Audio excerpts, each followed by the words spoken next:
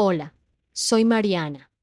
Hace 5 años mis padres me sentaron y me dijeron que no me reconocían, que no sabían quién era, y me pidieron que me fuera. Creyeron todas las mentiras que mis hermanos inventaron sobre mí, sin hacer una sola pregunta. Esa noche salí de casa, embarazada, sin dinero, sin hogar y sin nadie. Ellos no sabían que estaba embarazada, esperando gemelos, hijos de un hombre que, según ellos, nunca se quedaría, pero él sí lo hizo. Ahora lo han perdido todo, y soy la única que tiene algo que ofrecer. Antes de continuar, cuéntenme, ¿desde dónde me escuchan? ¿Y qué hora es ahora mismo? Déjenlo en los comentarios. Este, este golpea profundo. Comenzó un domingo, uno de esos cálidos y secos días de primavera, en Phoenix, cuando los árboles de jacarandá pintan las aceras de lavanda. Recuerdo haber quitado pétalos sueltos del parabrisas de mi auto antes de entrar a la casa de mis padres. Se sintió como entrar en una trampa que no sabía que estaba tendida. Mi padre había convocado la reunión con un simple mensaje: cena familiar informal esta noche. Estén aquí a las 5. Nada fuera de lo común, pensé. Quizás tenía algo que ver con mis solicitudes de posgrado, o el nuevo trabajo de Elmer, o la planificación de la boda de Zoraida. Pero cuando entré, no había comida en la mesa, ni olores de la City al horno de mamá, o de su aderezo César comprado en la tienda. Solo silencio, y 3 personas ya sentadas en el sofá como si hubieran estado esperando. Papá no me abrazó, ni siquiera se levantó. Llegas tarde, dijo. Tráfico, ofrecí, todavía medio sonriendo, escaneando la habitación en busca de una pista. Mamá miraba fijamente sus manos entrelazadas. Elmer estaba sentado con aire de suficiencia, como si acabara de sacar un 10 en un examen para el que no había estudiado. Zoraida desvió la mirada, pero había algo ensayado en la inclinación de su mandíbula, como si hubiera practicado este momento frente al espejo. Mariana, dijo papá, necesitamos hablar y necesitamos que te sientes. Fue entonces cuando supe que algo andaba mal.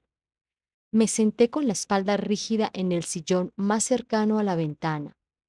La luz detrás de mí hacía que sus rostros fueran aún más difíciles de leer.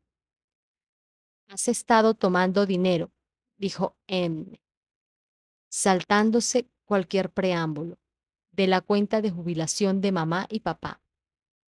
Parpadeé. ¿Qué? Él deslizó un extracto impreso sobre la mesa de café, una sección resaltada y marcada con un círculo naranja.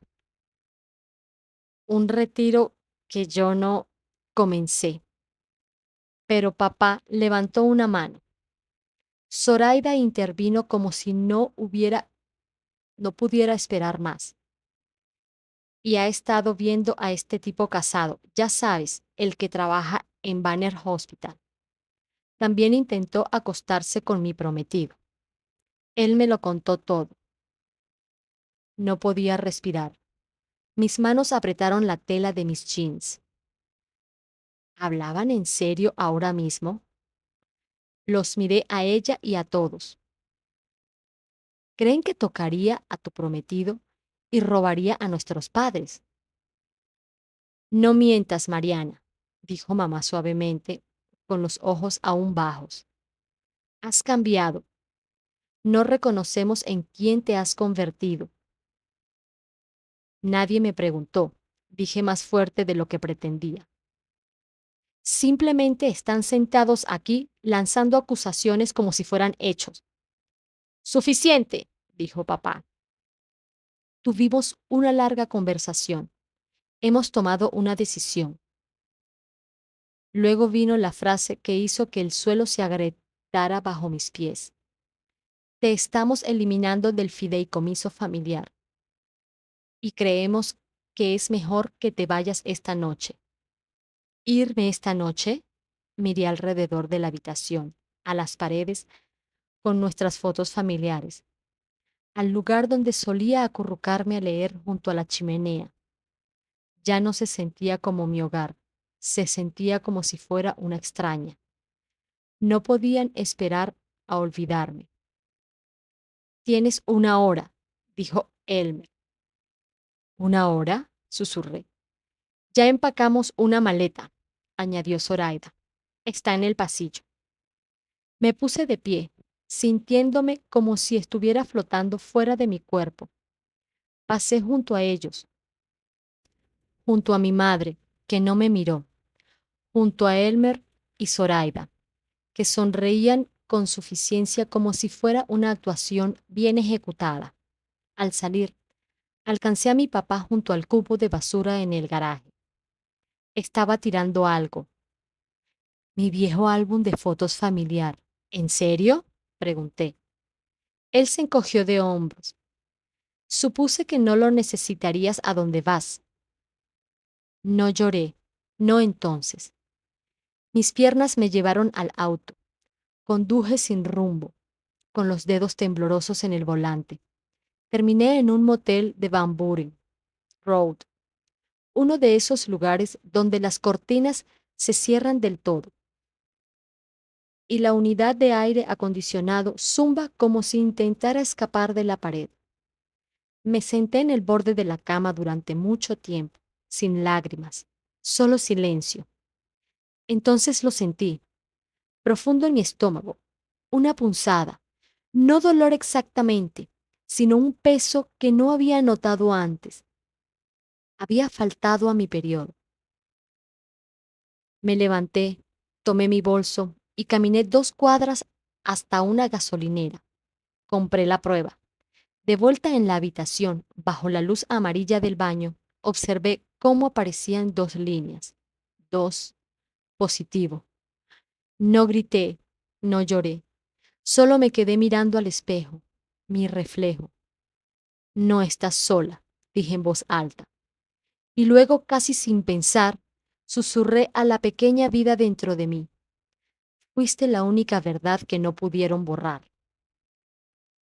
La habitación del motel olía a lejía y a alfombra vieja. Afuera, el letrero de neón de vacante zumbaba débilmente. Me senté en la pequeña mesa cerca de la ventana, con una caja de la prueba de embarazo aún abierta a mi lado. El espejo estaba al otro lado de la habitación, pero no necesitaba volver a mirar. La verdad ya pulsaba dentro de mí como un segundo latido. Deslicé el bolsillo lateral de mi bolsa de viaje y saqué algo que no había tocado en años, mi diario. Tapa de cuero negro, deshilachada en los bordes, páginas dobladas por haber estado guardando tanto tiempo. Había sobrevivido a dormitorios universitarios, viajes por carretera, una pequeña inundación y ahora este exilio. Qué curioso. Nunca les hice saber que existía. Lo abrí en una página al azar, luego en otra. Mi letra era más pequeña entonces, más esperanzada, menos cautelosa. Escaneé algunas entradas sobre trabajos de laboratorio, algunos turnos de barista, mensajes de texto con Carlos, cuando aún estábamos en la fase de coqueteo, pero fingiendo que solo éramos amigos. Luego vi la fecha que me golpeó como un moretón, 12 de marzo, tercer año. Elmer me pidió que le explicara el segmento de empalme de genes de nuestro proyecto final. Él seguía asintiendo como si realmente le interesara. Resulta que solo repitió mi sección completa durante la presentación del equipo. Ni siquiera cambió la redacción. El profesor le envió un correo electrónico al grupo después y dijo que Elmer había mostrado iniciativa de liderazgo. Cerré el libro de golpe por un segundo. Ese recuerdo aún quemaba. Recordé cómo mamá aplaudió por él en la sala. Tu hermano finalmente está dando el paso, dijo. Me quedé allí, sin palabras, mientras, mientras él absorbía su orgullo con esa sonrisa que nunca llegaba a sus ojos. Abrí el diario de nuevo. Pasé más páginas. Zoraida. Allí estaba ella también, siempre inmaculada, siempre en el centro de atención, pero no era su protagonismo lo que la hacía cruel, era cómo lo protegía. Otra entrada. La abuela me dejó usar su vieja pulsera de perlas hoy. Zoraida la vio y dijo, esa debería ser mía. La abuela solo te la dio porque se sintió mal de que no fueras lo suficientemente bonita para el concurso. Fingí no oírla, pero se aseguró de que todos los demás sí lo hicieran. Tragué la punzada. Esa pulsera no era ni la mitad. Lo que Zoraida no sabía, lo que nadie sabía, era que la abuela me había dejado en secreto su anillo de bodas, una pequeña banda de oro con un zafiro en el centro. Lo guardaba escondido dentro de un libro ahuecado. Era lo único que tenía de alguien que me veía. Ella me veía. Una semana después de la muerte de la abuela, Zoraida se paró en el patio trasero durante un brunch familiar y anunció que usaría el anillo de la abuela como su algo viejo para la boda. Nadie la corrigió. Me quedé callada. No era valiente entonces, todavía no. Y su boda. Dios, me dejaron ir. Me dieron un asiento en la cuarta fila, cerca de los altavoces. Cuando llegó el momento de los discursos, me acerqué al micrófono y se cortó. Zoraida lo desestimó, con una risa. Fallo técnico, dijo. Luego se volvió hacia la multitud y lanzó su propio brindis. El micrófono funcionó perfectamente para ella. De vuelta en la habitación del motel, miré a mi alrededor como si las paredes pudieran ofrecer consuelo. No lo hicieron. Volví a mirar la prueba, todavía positiva, como si la línea se hubiera profundizado durante la noche. Releí las instrucciones como si quizás las hubiera malinterpretado. No lo había hecho. El peso de la verdad me oprimía. No solo el bebé, sino la comprensión de que nunca había sido realmente una de ellos. No sus ojos. Fui tolerada, nunca valorada. Mi teléfono vibró en la mesa. Un número no guardado. Casi no lo contesté. La vista previa del texto decía, voy a Tucson. Si es verdad que no estás sola.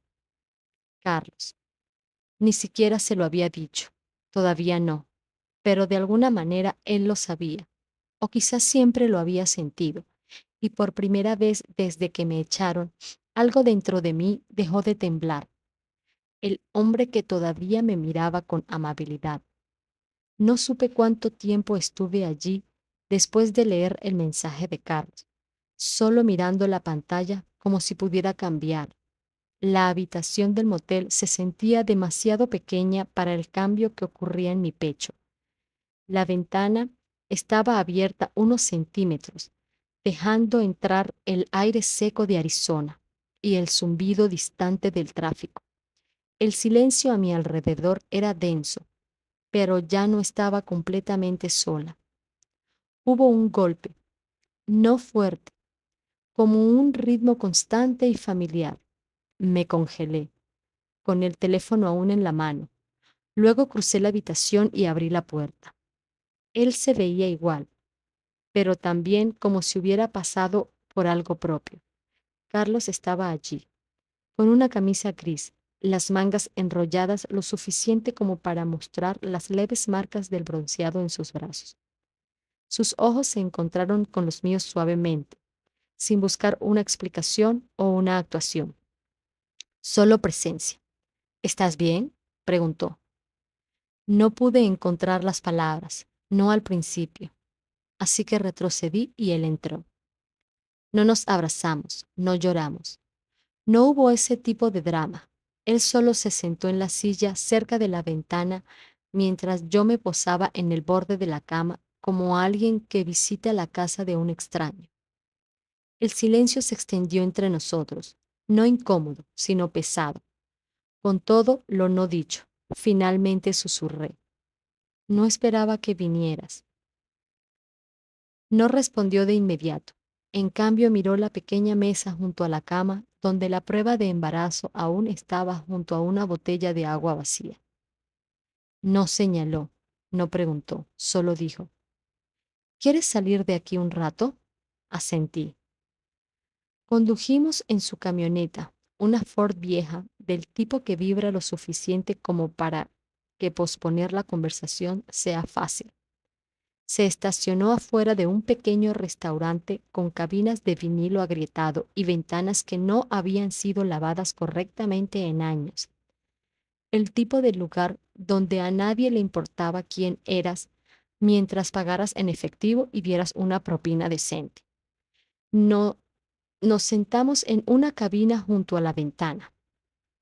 Carlos pidió café para los dos, solo. La camarera no se molestó con un menú. Ninguno de los dos estaba allí por comida. Él me miró una vez que llegó el café y dijo, no me debes nada. Estoy embarazada, dije. Ni siquiera lo suavicé. Él no parpadeó, no se inmutó. Solo tomó una servilleta de papel, sacó un bolígrafo del bolsillo de su chaqueta y garabateó algo. Luego lo deslizó sobre la mesa. Una palabra. Juntos. La miré como si fuera un idioma que no hubiera visto en años. No quiero huir, dijo. Ni de esto ni de ti. Me reí. Un resoplido corto que no era del todo humor. No sabes en lo que te estás metiendo. Quizás no, pero sé de lo que me alejé. Entonces me contó sobre su familia. Dinero, viejo del noreste, viñedos y patentes de biotecnología y expectativas más densas que la sangre.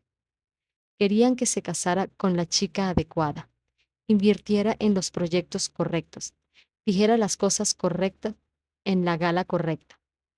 Y lo había dejado todo. No sabes esto, dijo. Pero vi la forma en que tu hermano te interrumpió durante ese evento de presentación universitaria. Vi la presentación de diapositivas que hiciste. Sabía de quién era el trabajo. Mis dedos se apretaron alrededor de la taza de café. No había pensado que nadie lo hubiera notado. Elmer había desfilado por ese escenario como si hubiera construido todo el concepto. Mi nombre ni siquiera estaba en las notas al pie. Él se llevó el crédito porque sabía que le creerían a él más que a ti, dijo Carlos. Miré por la ventana. Un adolescente con una sudadera cruzó el estacionamiento, una patineta en una mano, auriculares alrededor del cuello. El mundo seguía girando. La vida seguía en movimiento, incluso después que todo se hubiera desmoronado. Zoraida solía decirle a la gente que yo era la rara, dije, casi sonriendo. Solía decir que yo era la favorita de la abuela porque me gustaban más los libros que las fiestas. Ella resentía tu cercanía con ella, resentía que no necesitaras su aprobación para respirar. Él asintió. Hablamos durante casi una hora, sin interrupciones, sin actuaciones, solo la verdad contada llanamente entre sorbos de café malo. Le conté sobre el fideicomiso reescrito, sobre las acusaciones, sobre la hora que me dieron para irme y el álbum de fotos que terminó en la basura. Le conté sobre el motel y las náuseas y el espejo, y la tira de prueba que confirmó algo aterrador y sagrado al mismo tiempo. No lloré, no pude. Había llorado todo lo que tenía que llorar antes incluso de llamar a la recepción para pedir toallas adicionales. Cuando salimos del restaurante, el sol había comenzado su lento descenso hacia el oeste. El aire se había enfriado, pero la acera aún irradiaba calor. Caminamos por el borde del lote.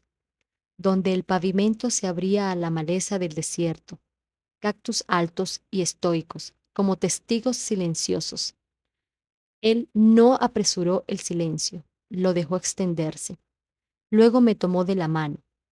No te pido que los perdones, dijo, pero me gustaría ayudarte a construir algo mejor. No respondí, pero tampoco me aparté. Miré mi estómago, luego al cielo, abierto e infinito. A la mañana siguiente me incorporé lentamente en el sofá-cama. La luz del sol se filtraba por las persianas del apartamento de Carlos. No era un lugar lujoso, 2 habitaciones, paredes desnudas, una cafetera que gruñía más fuerte de lo que preparaba, pero era el primer espacio en semanas donde me había despertado sin sobresaltos, sin gritos, sin miradas, sin paredes que se cerraran. Balanceé las piernas por el borde y me senté un minuto, dejando que mis manos descansaran sobre el suave abultamiento de mi vientre, todavía pequeño, todavía escondido en del mundo, pero no para mí. En la pequeña encimera de la cocina de Carlos había una nota. Fui a buscar más café. No te vayas sin desayunar, sonreí. Apenas, luego encendí mi teléfono.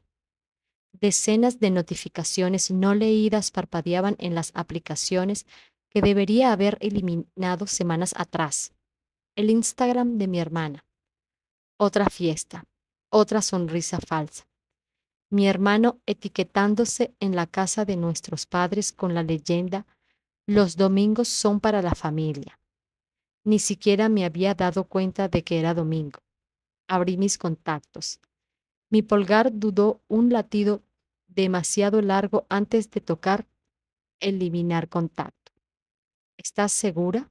Sí. Elimi- los eliminé a todos, uno por uno. Elmer, mamá, papá, incluso los que solo decían casa. No quería recordatorios de un lugar que me había desechado como sobras podridas. Dejé de revisar sus redes sociales, cerré sesión, no por despecho, sino por autoconservación. No los estaba borrando para herir a nadie, los estaba borrando para poder verme a mí misma claramente de nuevo. Esa tarde llamé a una clínica de mujeres bajo el nombre diferente, Elena Manson.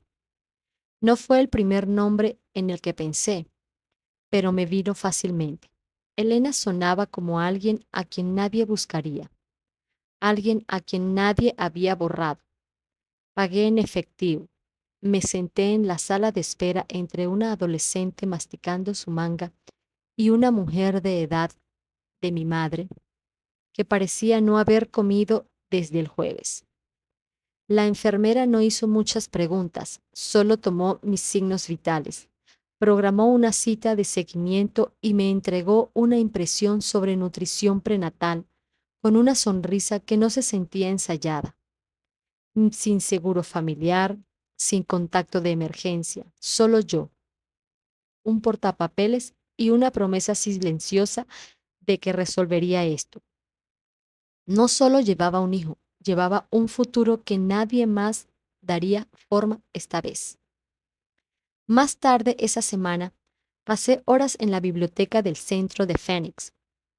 No la parte glamorosa con cafeterías y murales, sino el ala más antigua donde todavía estaban las computadoras y cada escritorio se tambaleaba ligeramente hacia la izquierda. Investigué programas de subvenciones, marcos legales, estructuras básicas de empresas emergentes. No sabía lo que estaba haciendo, no por completo, pero sabía lo que quería construir. Una empresa de biotecnología basada en la tesis que Elmer había presentado una vez con mi propia. Esta vez mi nombre estaría en cada página. Carlos nunca me atosigó. No se ofreció a arreglar las cosas. Solo se aseguró de que comiera. Me trajo bolígrafos de repuesto y a veces se sentaba en la esquina leyendo en silencio mientras yo trabajaba. No hablamos de su familia. No realmente. Pero una noche, mientras comíamos comida para llevar y sonaba jazz suave en su teléfono, dijo que habían intentado construirlo a su imagen. Preferiría ayudar a alguien a construir algo real. Esa noche hicimos un pacto silencioso. No volver atrás, no llamarlos, no esperar que cambiara. Creo que así es a veces el amor. No grandes gestos, solo saber cuándo mantenerse al margen del camino de alguien y aún así estar cerca. Registré la LLC bajo el nombre de Soundline Bio. Era simple. Significaba Saúl como el hijo y Line como el linaje. Solo que ahora el linaje comenzaría conmigo. 3 días después, mi teléfono zumbó. Era un mensaje de voz de un número que no reconocía. Pulsé reproducir, conteniendo la respiración más por reflejo que por miedo. La voz de mi madre llegó, cortante y fría. Si todavía estás viva en algún lugar, quédate lejos. Sini está embarazada ahora.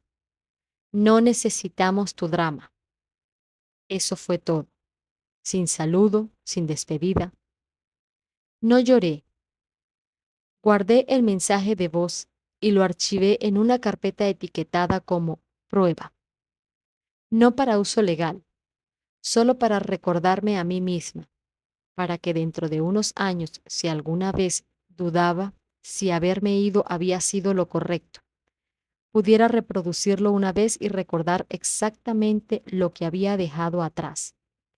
Esa noche firmé los formularios de registro finales en línea para Soundline Bio.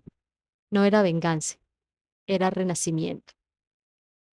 La tinta apenas se había secado en los papeles de registro cuando me encontré bajo luces fluorescentes, sentada entre extraños laptops y credenciales de inversionistas.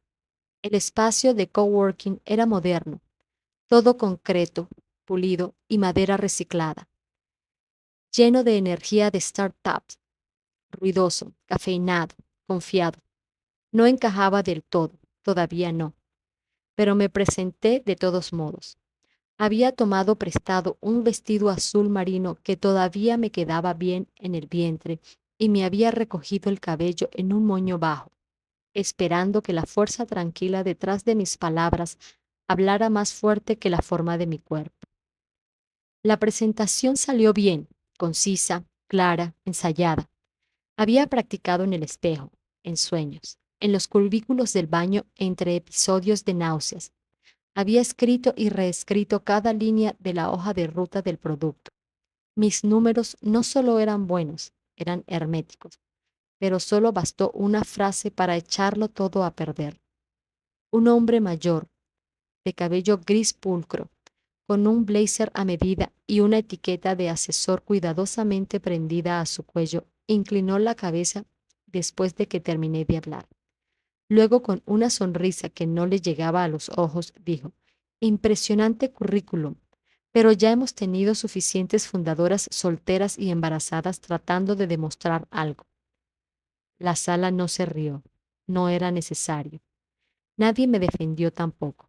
Asentí una vez, demasiado tensa, y salí.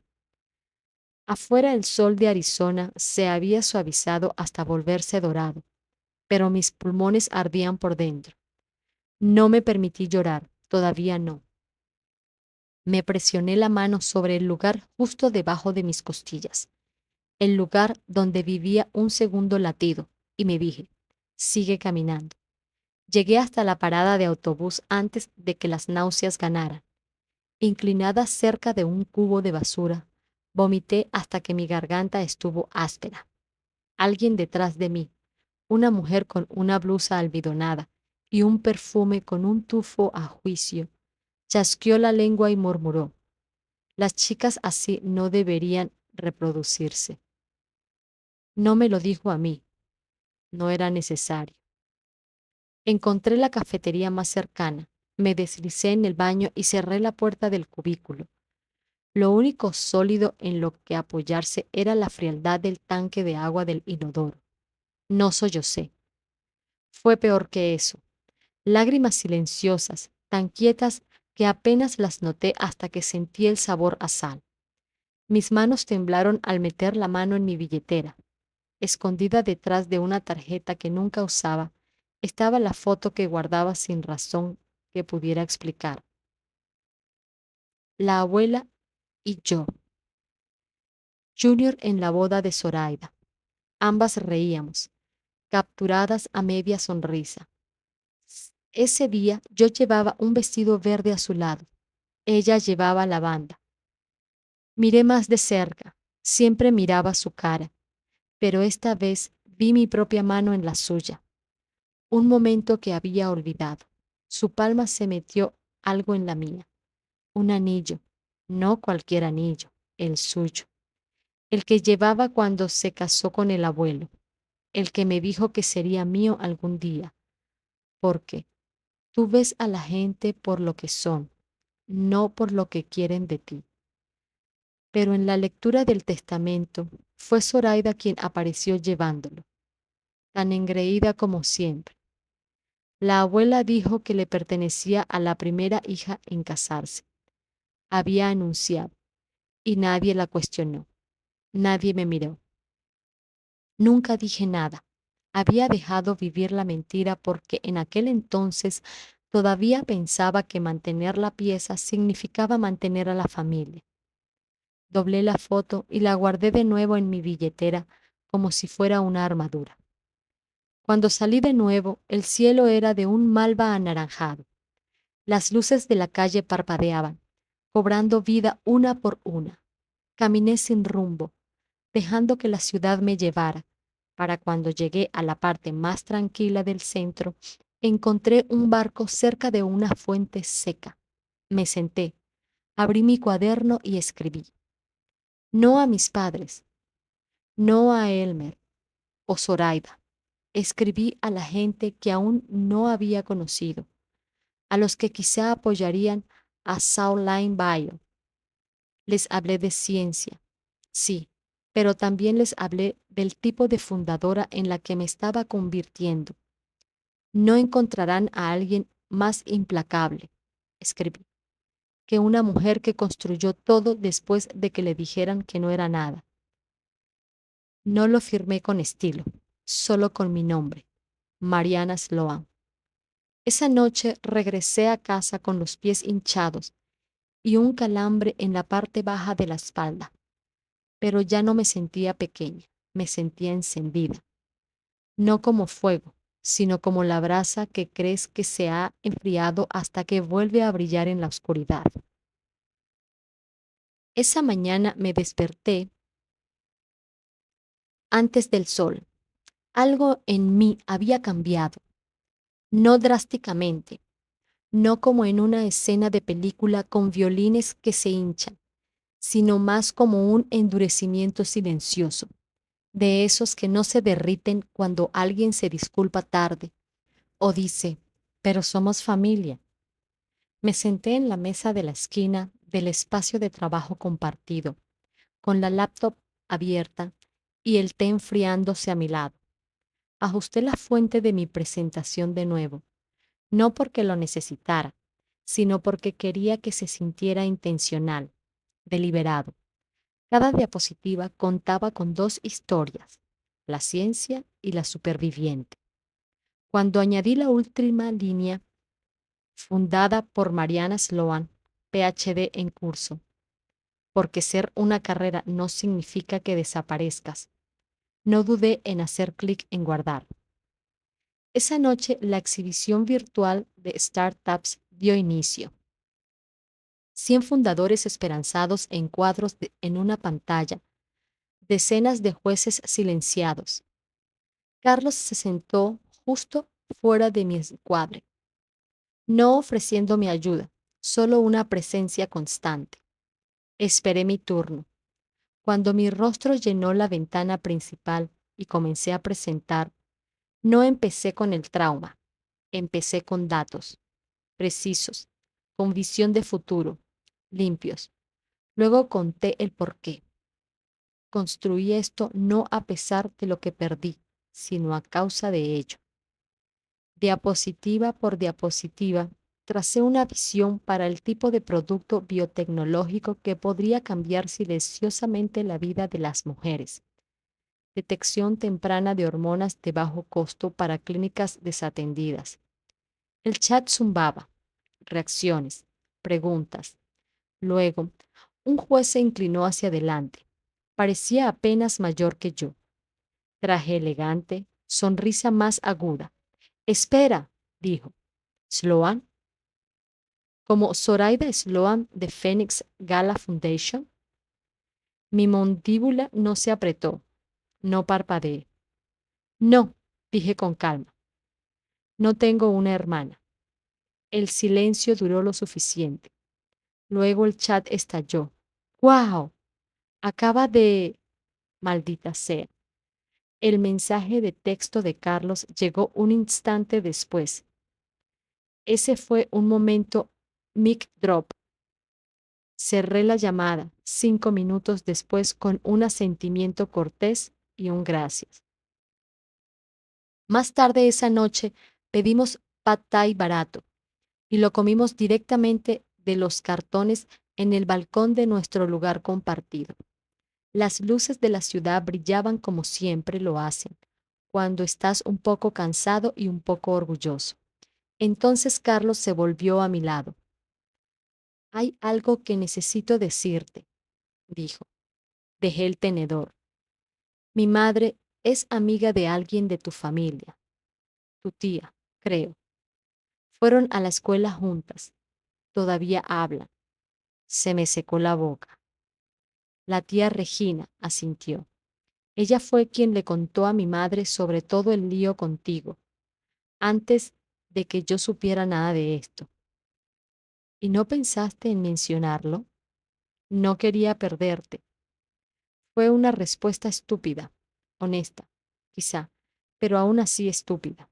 No levanté la voz, solo me puse de pie, respiré hondo y dije, sin mentiras, sin alianzas con fantasmas de mi pasado. Si avanzo, es limpio. Él no se ofendió, solo asintió. Sacó su teléfono y, uno por uno, eliminó cada contacto ligado a esa parte de su mundo. Lo vi hacerlo, luego me senté de nuevo. A la tarde siguiente, mi bandeja de entrada vibró. Un asunto, financiamiento inicial, Southline Bio. No era 1 millón, eran 25,000, pero venían de alguien que había visto la presentación y escribió. Su convicción es inolvidable. Apostaría por ese tipo de claridad. Me quedé mirando el correo electrónico hasta que se empañó. No por lágrimas, solo por incredulidad. Luego imprimí el cheque. Caminé hasta la azotea del espacio del coworking y dejé que el seco viento de Phoenix me golpeara las mejillas. Abajo, brillando en el costado de un edificio, un cartel parpadeaba. La cara de Zoraida sonreía junto a un eslogan sobre el empoderamiento femenino y futuros caritativos. Era una mentira, solo otra imagen que ella usaba mejor que la verdad. Doblé el cheque por la mitad. Lo deslicé en el bolsillo de mi blazer y susurré. No puedes borrar lo que he construido solo porque tú gritaste más fuerte primero. Para cuando mi empresa tuvo un nombre, ya no necesitaba el de ellos. Phoenix Biotech no era llamativo, no era el tipo de nombre del que te jactabas en una gala, pero era mío. Cada parte de él había sido construida en un terreno que rasqué con mis propias manos, y esa mañana me abroché el blazer sobre mi creciente vientre y salí a la mañana soleada, no como la hija de alguien, no como la hermana de alguien, sino como una fundadora. La Conferencia Regional de Innovaciones Médicas me llevó a cabo en un elegante hotel del centro, de esos con suelos de mármol y triple slates que costaban más que un almuerzo. Carlos estacionó a unas cuadras para que pudiera entrar sola. No se trataba de dramatismo, Se trataba de reclamar el espacio de donde mi nombre había sido borrado una vez, pero nada me preparó para lo que vi.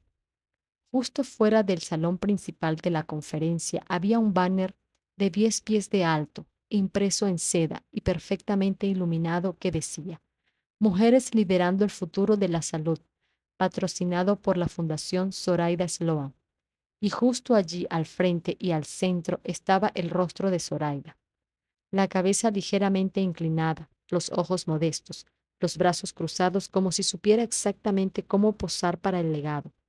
Debajo de eso, citas, palabras extraídas palabra por palabra de mi abstract de tesis, sin atribución, sin nota de pie, sin mención de Phoenix Biotech.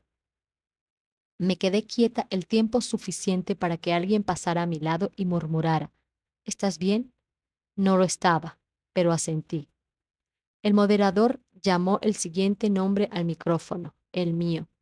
Pasé junto a ese banner sin tocarlo, sin mirar atrás. Dentro, el panel estaba prolijamente dispuesto en el escenario. Zoraida estaba ausente, por supuesto. Ella solo prestaba su rostro, nunca su presencia, a menos que hubiera aplausos esperándola. Mientras me acercaba al podio, la sala se quedó en silencio. Hice clic en el control remoto. Diapositiva 1. Gráficos de datos. Respuesta hormonal mapeada durante los trimestres. Diapositiva 2. Tasas de respuesta de pacientes desatendidos en clínicas rurales. Diapositiva 3. Una foto de mis manos acunando mi estómago. Una nota adhesiva en el espejo que decía: No eres invisible. Simplemente no pueden ver lo que estás construyendo todavía. Respiré hondo y luego hablé. No fue invitada a este panel, dije con firmeza, pero construí la ciencia que están financiando. No con una dinastía, no con una empresa de relaciones públicas, con un cuerpo que nadie creía que podía liderar y una voz que intentaron ahogar en la vergüenza familiar. Nadie se movió. Terminé con la última diapositiva, un hilo de correo electrónico con fecha y hora que mostraba el primer borrador de mis tesis de años, antes de que creara la fundación. Luego me bajé. Carlos me recibió al pie del escenario con el teléfono en la mano. Ya estaba grabando, ya subiendo, ya subtitulado. El gemelo correcto lo construyó. La etiqueta se extendió como un incendio de maleza seca. Mi bandeja de entrada comenzó a llenarse antes de que llegara al estacionamiento. Llegamos al auto justo cuando el sol se ponía. Esa clase de dorado que hace que todo se sienta cálido, incluso cuando tu estómago se está revolviendo. Hasta que vi el parabrisas. Pintura en aerosol roja, traicionera. Madre basura. Vergüenza para el nombre. Me quedé allí, no aturdida, solo inmóvil. Carlos se apresuró, maldiciendo por lo bajo, pero caminé tranquilamente hacia el lado del conductor. Allí, debajo del limpiaparabrisas, había un sobre con mi nombre en letra cursiva perfecta. Dentro, una carta de cese y desista acusándome de difamación, exigiendo la eliminación de todas las publicaciones, amenazando con demandar. Al final, la firma de Zoraida. El rostro de Carlos se puso rojo de furia. ¿Quieres ya que llame a la policía? No, respondí. Metí la mano en mi bolso y saqué la carpeta, más gruesa que la suya, más pesada. Dentro, capturas de pantalla de archivos de investigación con sellos de tiempo, hilos de correo electrónico con asesores, recibos de subvenciones, declaraciones de asistentes de laboratorio, copias de viejos registros de tutoría, todo con el nombre de ella falsamente adjunto a mi trabajo. Cerré la carpeta lentamente, metiéndola debajo de mi brazo. Que lo intente, dije. Que ella golpee primero. Me volví hacia Carlos y sonreí, suave pero afilada, porque esta vez traía fuego. La demanda ya estaba redactada, simplemente no le había dado enviar hasta ahora. y una vez que lo hice, todo se movió más rápido de lo que podría haber imaginado. El silencio entre mi familia y yo se convirtió en papeleo legal. El dolor en mi pecho se convirtió en evidencia. Las noches de insomnio en declaraciones juradas. Llegué al tribunal de Phoenix temprano esa mañana. El aire estaba seco, el cielo despejado de una manera que hacía que todo se sintiera más nítido. Llevaba el blazer azul marino que mi madre una vez me dijo que me hacía ver demasiado masculina para una hija. Sonreí mientras me lo abrochaba esa mañana. Tenía razón. No era femenino, era formidable. Dentro de la sala del tribunal, las luces zumbaban, los bancos se llenaban de murmullos silenciosos y el chirrido de los blocs legales al abrirse. Carlos se sentó 2 filas detrás de mí, sin corbata, solo presente. Eso fue suficiente. Mi abogada, una mujer llamada René, que sentía la furia tranquila de alguien que se había abierto camino a través de décadas de salas de juntas, se inclinó y dijo, ¿lista para dejar que esto respire? Asentí una vez. Entonces la primera bomba cayó. Su señoría, comenzó René. No solo estamos presentando un caso de robo de propiedad intelectual, tenemos el testimonio de un exoficial de subvenciones del NIH que confirma que Zoraida Sloan utilizó investigación propietaria, autoría de Mariana Sloan, para asegurar tanto fondos federales como el estatus de organización sin fines de lucro. Se podía oír cómo el aire abandonaba la sala. La jueza, una mujer astuta, con el cabello bien recogido y una mirada más astuta, no parpadeó. Prosiga. Y justo en ese momento, las puertas se abrieron. Zoraida entró luciendo un vestido de seda color crema y gafas de sol que no combinaban con las luces fluorescentes. Sus tacones hacían un clic lento, como si todavía estuviera en un escenario. Cuando sus ojos se encontraron con la figura sentada de Carlos detrás de mí, su mandíbula se tensó. No esperaba que él me apoyara. Ese fue su error. El equipo legal de Zoraida, todos dientes pulidos y cortesía teatral, intentó su ángulo. Esto es un trágico malentendido entre familia, dijo uno de ellos. Dolor, rivalidad entre hermanos, confusión sobre límites académicos. Me puse de pie. La sala se volvió a quedar en silencio. Me gustaría presentar evidencia adicional, dije. Mi voz no tembló. Me acerqué al estrado, saqué un pequeño USB de mi bolso y se lo entregué a la secretaria. Archivos de audio, expliqué. Conversaciones grabadas fuera de mi antiguo dormitorio. No tenía idea de que se decía lo suficientemente alto como para captarlas, pero así fue. La jueza levantó una ceja. ¿Y qué contienen estas grabaciones, señorita Sloan? Mi madre, mi hermana, mi tía, todas discutiendo cómo excluirme porque era demasiado terca para controlar. No lloré, no lo necesitaba. Lo volví extenderse por la sala. La inquietud, el shock y un extraño y silencioso destello. Mi mente me llevó hacia atrás. Una yo más joven, sentada con las piernas cruzadas en la cama de mi infancia. El sonido de risas en el pasillo. Recuerdo que me congelé al escuchar a mi madre decir, no es inteligente, es simplemente fácil, como su padre.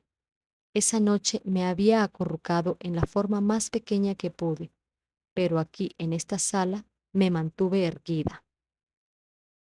La jueza respiró hondo y asintió al alguacil. Cesaremos para revisar las grabaciones presentadas. Mientras tanto, concedo una orden judicial temporal. La señorita Zoraida Sloan tiene prohibido representar o beneficiarse financieramente de cualquier material relacionado con Phoenix Biotech, sus subsidiarias o cualquier trabajo derivado vinculado a las investigación de posgrado de la demandante.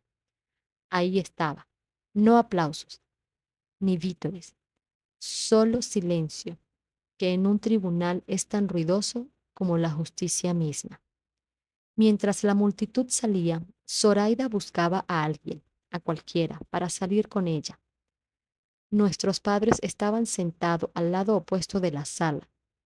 Mi padre miró sus manos entrelazadas. Mi madre miró fijamente hacia adelante. No se movieron. Zoraida se quedó allí sola, en un mar de susurros y destellos de cámaras. Los periodistas se abalanzaron sobre mí cuando salí a la luz del sol. Micrófonos, lentes, preguntas. Una voz se abrió paso, nítida y clara. Señorita Sloan, ¿hay algo que le gustaría decirle a su familia? Hice una pausa lo suficientemente larga para que el silencio se extendiera de nuevo. Luego dije, no, ya lo hice en la corte. No fui a casa a celebrar. Regresé al laboratorio con mis hijos dormidos a mi lado. El espacio olía ligeramente a etanol, el papel fresco.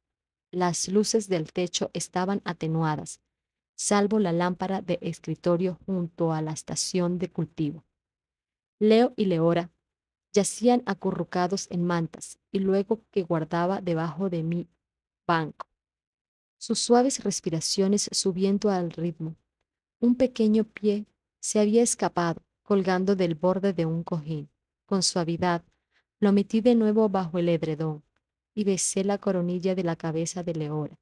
Su presencia me ancló más que cualquier fallo judicial. Mi teléfono zumbó suavemente en el mostrador. Un nombre que no había visto en años parpadeó en la pantalla. Papá. Dudé. Luego abrí el correo electrónico. Asunto ninguno. Espero que estés orgullosa. Zoraida se fue. Ahora estamos solos. Ni una disculpa, ni una explicación. Solo esa línea, como una piedra arrojada a un pozo sin esperar el chapoteo. Bloqueé la pantalla y me di la vuelta. En lugar de responder, tomé la pipeta y me puse un par de guantes limpios. Había un compuesto esperando, uno que había estado refinando durante meses, un derivado de proteína sintética que había estado investigando para el cáncer de ovario. Mi madre nunca tuvo la oportunidad de luchar por mucho tiempo. El diagnóstico había llegado demasiado tarde y el silencio entre nosotras hizo que el reloj se moviera más rápido de lo que ya lo hacía. Así que ahora trabajaba en su nombre, no para honrar lo que fue, sino para lo que nunca pudo ser. Para cuando la última gota se deslizó en el ensayo, el amanecer se colaba por las estrechas ventanas del laboratorio. Miré a mis hijos una vez más, todavía profundamente dormidos, y susurré. Estamos bien ahora los tres. El sol calentaba la tierra bajo mis uñas mientras cavaba. Carlos estaba al fondo instalado un pequeño columpio de madera en la viga de la pérgola. Los gemelos se turnaban para cubrir de tierra los pequeños cítricos. Mami, este es el árbol de Leo, dijo Leora, limpiándose la frente como una diminuta granjera. Leo asintió seriamente como si las propias raíces dependieran de su aprobación. Era solo una estrecha franja de tierra detrás de la casa, enmarcada por estuco blanco y ladrillos descoloridos por el sol, pero era nuestra. Esa mañana sentí que mis pulmones se expandían de una manera que no lo hacía en años. Sonó el timbre. Un paquete estaba en el porche, envuelto en papel marrón liso, sin remitente. Lo abrí lentamente. Dentro, protegido por cartón grueso, había una sola fotografía. Mis dedos se congelaron. Era la foto, la de mi infancia, la que había sido recortada años atrás, dejando solo una esquina de mi brazo. Pero esta vez yo estaba allí, sonriendo torpemente, descentrada, con ese vestido azul cosido a mano que la abuela Junior había hecho. La vi la vuelta, escrito con letra limpia. Esta es la versión que importa. Mira. Carlos acercó a mi lado, limpiándose el acerrín de las manos. La encontré en uno de sus viejos álbumes de fotos, dijo suavemente. La impresión original antes de las ediciones. Asentí. No necesitaba decir gracias. Él ya lo sabía. Más tarde, después de que los niños se acostaran para su siesta de la tarde, nos sentamos bajo la pérgola con limonada y silencio. El tipo de silencio que solo llega cuando nadie espera ya respuestas. Carlos me miró y preguntó, ¿estás bien ahora? No respondí de inmediato. Miré el pequeño huerto que habíamos comenzado, como el columpio crujía ligeramente con la brisa, el pequeño zapato que Leora había dejado junto a la maceta. Luego miré mis manos, más fuertes que antes, marcadas por el trabajo, todavía ligeramente manchadas del laboratorio. Finalmente dije, no solo estoy bien, soy exactamente quien estaba destinada a ser. Carlos me tomó de la mano, pero no la apretó con fuerza. Solo apoyó sus dedos sobre los míos como un acuerdo silencioso. Los gemelos salieron corriendo por la puerta minutos después, persiguiendo una mariposa, sus risas elevándose como una canción. Me recosté y los observé, con una respiración profunda en el pecho, y pensé, me borraron una vez, pero no luché por ser recordada. Construí algo demasiado real para ignorar.